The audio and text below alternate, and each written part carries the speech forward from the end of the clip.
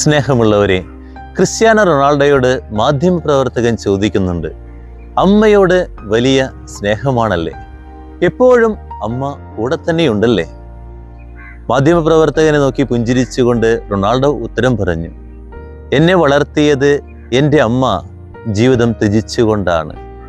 ഞാൻ ഭക്ഷണം കഴിക്കുന്നതിന് വേണ്ടി വിശപ്പോടുകൂടി അമ്മ ഉറങ്ങിയിട്ടുണ്ട്.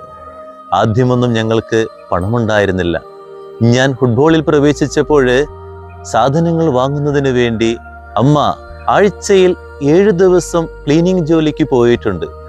അങ്ങനെ പാടുപെട്ടാണ് എൻ്റെ അമ്മ എന്നെ വളർത്തിയത്.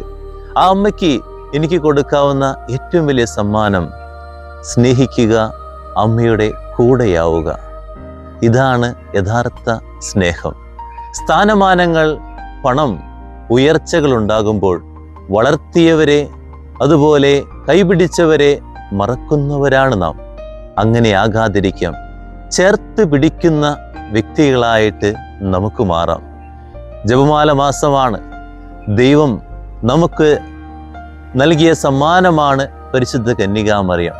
ആ അമ്മയെ സ്നേഹിക്കാം, ചേർത്ത് പിടിക്കാം, നമ്മുടെ കുടുംബത്തിൻ്റെ ഭാഗമാക്കി മാറ്റാം. ദൈവം അനുഗ്രഹിക്കട്ടെ.